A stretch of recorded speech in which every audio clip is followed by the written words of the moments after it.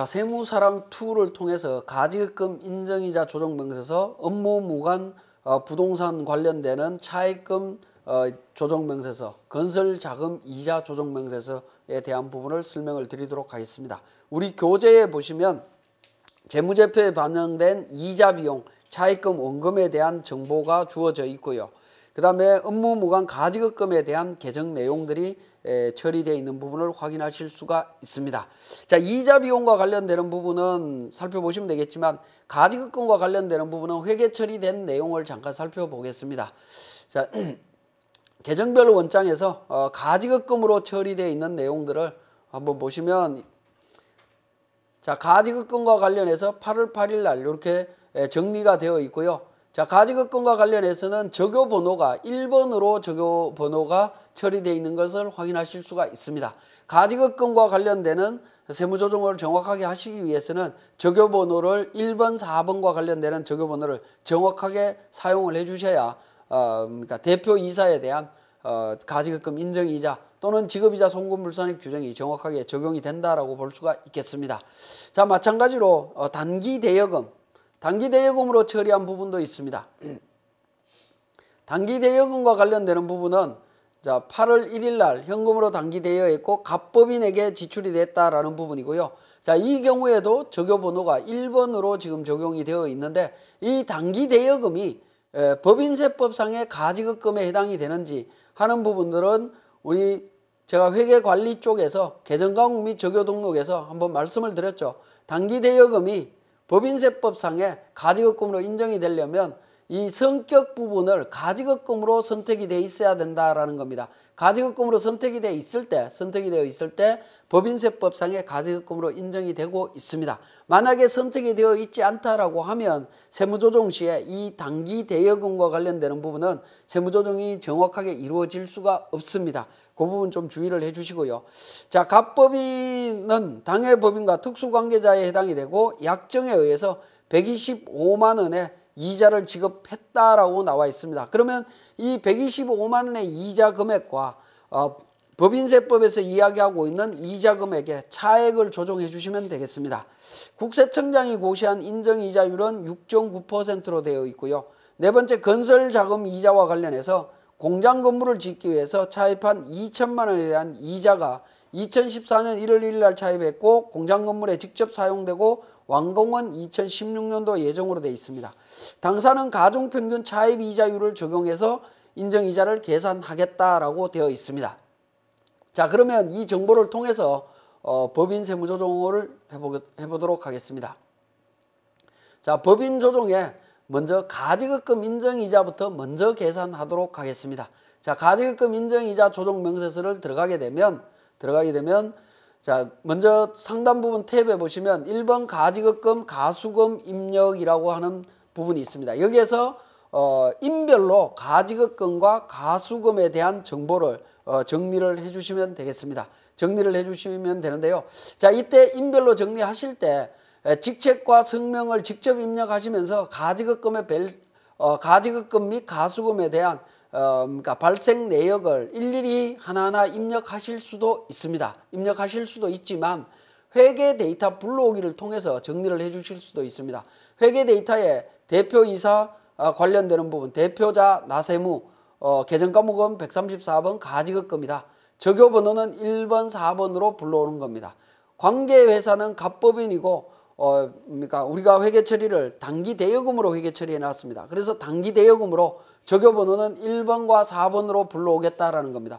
그렇게 해서 전표를 불러오게 되면 두 개의 데이터 불러오면서 나세무와 갑법인에 대한 전표 입력 내용을 불러오고 있습니다. 불러오고 있는데 이때 정보를 불러오실 때 회계 데이터 불러오기에 보시면 적요번호가 1번, 4번으로 이렇게 불러오게 되어 있다라는 거죠. 그러면 우리 교재에 그 내용을 잠깐 정리를 했는데요. 우리 자료는 지금 나세무라고 하는 한 사람의 자료만 등록이 되어 있습니다. 만약에 나세무와 홍길동, 백두산이라고 하는 여러 사람이 가지급금에 대해서 인정이자를 계산해야 된다면 어떻게 할 거냐 하는 부분인데 적요번호로 구분해서 입력하시면 됩니다. 만약에 홍길동이 2번, 5번으로 되어 있다라고 하면 자, 직책은 임원이고 예를 들어서 임원 이름 홍길동 개정 과목 134번에 2번, 5번으로 해서 불러오면 자, 2번과 5번 적요를 사용해서 입력된 가지급금은 홍길동이에 대한 가지급금이다라고 해서 정보가 불려져 올 수 있습니다. 그런 형태로 해서 하기 때문에 우리는 하나의 개정 과목에서 세 사람의 가지급금을 구분해서 조정할 수 있다라고 이해를 하시면 되겠습니다. 그렇게 해서 자료를 불러와서 정리를 해주시면 되겠습니다. 자, 홍길동에 대한 부분은 정보가 없기 때문에 자료가 전혀 없는 상태가 되겠죠. 자, 이렇게 해서 가지급금에 대한 정보를 지금 반영을 했습니다. 반영을 했는데 자, 가지급금이 계산이 되고 나면 이때부터 인정이자를 어떻게 계산할 거냐 하는 부분입니다. 적용이자율을 먼저 선택을 하셔야 되는데요. 적용이자율을 한번 보시면 당좌대출 이자율, 가중평균 차입이자, 해당 사업연도만, 해당 대여금만 뭐 이런 형태로 구분이 되도록 되어 있습니다. 우리는 교재에서 가중평균 차입 이자율로 한다라고 했기 때문에 이게 원칙이니까 2번을 선택하시면 되겠습니다. 그리고 이제 가중평균 차입 이자율을 계산해야 되겠죠. 차입금을 입력을 합니다. 차입금을 입력하는데 이 차입금과 관련되는 부분들은 우리 전표 입력을 하실 때 전부 다 거래처별로 입력이 되어 있을 겁니다. 그래서 거래처별로 자료를 불러오시면 됩니다. 자, 새로 불러오기를 통해서 거래처를 입력을 하신 다음에 새로 불러오기를 통해 갖고 관련되는 차입금 개정 과목을 선택해서 확인 버튼을 눌러주시게 되면 정보가 전부 다 자료가 반영되어 있는 것을 확인하실 수가 있습니다. 홍길동에 대한 부분은 그러니까 삭제를 하도록 하겠습니다. 우리 교재에 주어져 있는 정보는 국민은행에 대한 정보만 있기 때문에 있고요. 자, 홍길동에 대한 부분은 뭐냐면 이게 그러니까 채권자 불분명 사채 이자를 의미합니다. 채권자 불분명 사채 이자에 대한 부분은 자, 홍길동에 대한 부분은 채권자 불분명 사채 이자이기 때문에 채권자 불분명 사채 이자는 가지급금 인정이자 계산할 때 적용 대상이 아닙니다. 그래서 가중평균 차입 이자율 계산할 때 적용 대상이 아니기 때문에 삭제를 하고요. 관련되는 이자만 갖고 차입금 이자만 갖고 적용을 해주시면 되겠습니다. 그래서 거래처 새로운 정보를 불러오게 되면 국민은행에 대한 이자가 얼마입니까? 12%죠. 12% 적용이 되고 있습니다. 2억 원에 대해서도 3.5% 적용이 되고 있죠. 자, 이렇게 이자가 변동이 없다라고 하면 굉장히 편리합니다. 근데 이제 중간중간에 이자가 변동이 있다라고 하면 변동되는 시점마다 상황과 새로 발생을 별도로 입력을 해 주셔야 된다라는 번거로운 점이 있습니다. 자, 그렇게 정리를 해 주시고요. 이자가 차입금별로 이자가 정리됐다라고 하면 인정이자 계산으로 들어갑니다. 인정이자는 인별로 나세무와 갑법인으로 이렇게 정리가 되고요. 자, 오른쪽으로 내용을 좀 더 키워서 내용을 보시게 되면 자, 이자율이 자동으로 계산돼서 반영되어 있는 것을 확인하실 수가 있습니다. 시점마다 인정이자율을 자동으로 가중평균 차입이자율로 계산해서 반영이 되고 있고요. 그 다음에 갑지에서 세무조정 사항을 확인하실 수가 있습니다.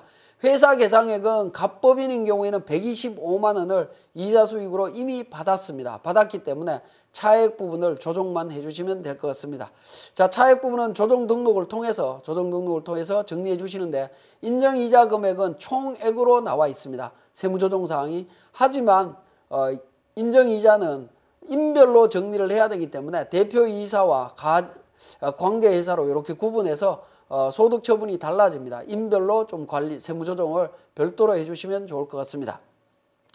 자, 이렇게 이제 세무조정이 일어나는데요. 차입금 입력에서 제가 변동이자에 대한 부분을 다시 한번 설명을 드려보도록 하겠습니다.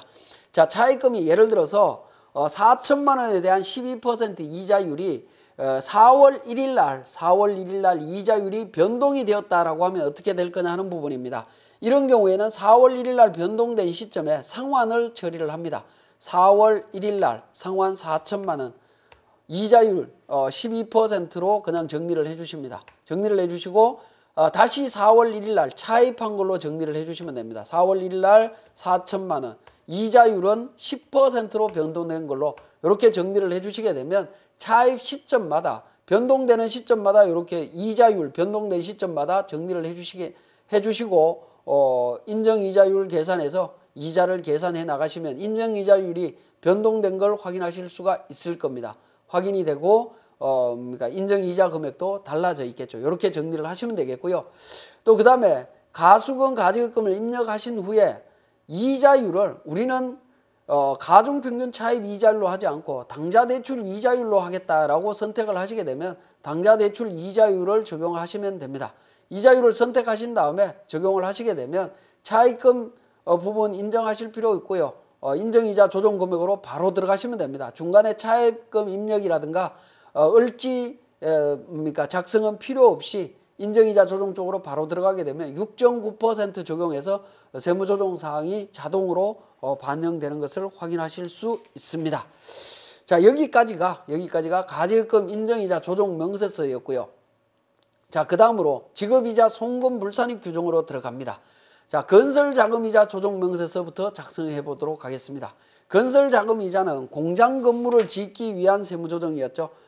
차입금이었습니다. 공장 건물을 짓기 위해서 차입금 이자 금액이 국민은행에서 2014년 1월 1일 날 차입했고 2천만 원이었습니다. 이자율은 3.5%고 이자 금액은 70만 원이 되겠습니다. 자, 이 부분 준공 예정일은 2016년도 10월 5일이고요. 공사 일수는 대상 일수는 당해 연도 일수를 적용해 주시면 됩니다. 365일이고 이자 금액 70만 원이 되겠습니다. 이 70만 원에 대한 부분 특정 차입금에 대한 세무조정이 되겠고요. 자, 일반 차입금에 대해서도 건설자금이자를 적용하시겠다라고 하시면 관련되는 정보를 입력하시면 됩니다. 근데 일반적으로 일반 차입금에 대해서는 건설자금이자 계산을 보통은 하지 않기 때문에 생략하도록 하겠습니다. 자, 이 70만 원에 대한 세무조정은 3번에서 건설자금이자 계산 조정에서 건설 중인 자산, 아직 완공이 안 됐기 때문에 건설 중인 자산으로 건설자금이자 70만 원 계산하시면 되겠고, 회사에서는 건설자금이자를 지금 송금 산입해 놨습니다. 비용 처리해 놨기 때문에 계산한 게 없습니다. 자산 처리한 게 없기 때문에 세무조정 사항으로 70만 원 정리해 주시면 되겠고, 조정 등록으로 가서 70만 원 건설자금이자로 70만 원 세무조정 해주시면 되겠습니다.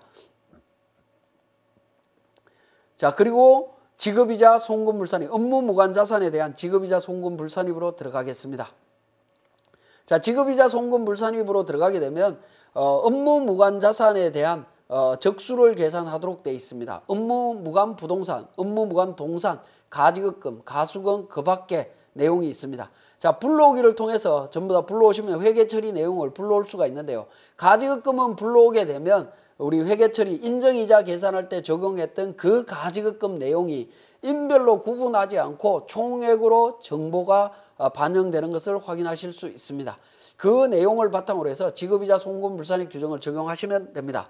이자율, 그러니까 차입금 이자율을 적용합니다. 15%에 있는 이자율, 이자 금액 225만 원입니다. 이 부분은 채권자 불분명 사채 이자였습니다. 그래서 바로 채권자 불분명 사채 이자에 표시를 해주시면 되겠고요.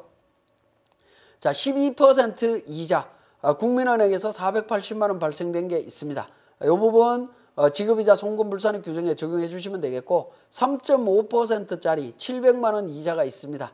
700만 원 이자 중에 건설자금이자 70만 원 있었죠. 이 부분 제외해서 세무조정을 그러니까 지급이자 송금불산입을 적용을 해주시면 됩니다. 그래서 업무무관 부동산 등에 관련한 차입금 지급이자가 송금불산입 금액이 816만 9,489원이라는 것을 확인하실 수 있고요. 세무조정은 송금불산입 지급이자 금액과 채권자 불분명 사채이자 건설자금이자에 대한 세무조정을 하실 수가 있는데, 건설자금이자에 대한 부분은 우리가 이미 건설자금이자 조정명세서에서 세무조정을 했기 때문에 이 부분에 대해서는 추가 세무조정은 하실 필요가 없고요. 채권자 불분명 사채이자와 송금불산입 지급이자 금액만 세무조정을 하시면 됩니다. 조정 등록을 통해서 보시면 세 가지가 나타나죠. 건설자금이자, 채권자 불분명, 지급이자, 송금불산입 세 가지가 나타나는데 세 가지를 동시에 세무조정을 여기에서 진행을 해주시면 되겠습니다. 채권자 불분명, 건설자금이자, 업무무관 지급이자. 건설자금이자는 건설자금이자 조정명세서에서 세무조정을 했을 거기 때문에 이 부분에서는 중복으로 적용되지 않도록 좀 주의하실 필요가 있겠습니다. 자, 이렇게 세무조정을 하시면 가지급금과 관련되는 모든 세무조정이 종료되었다라고 보시면 되겠습니다.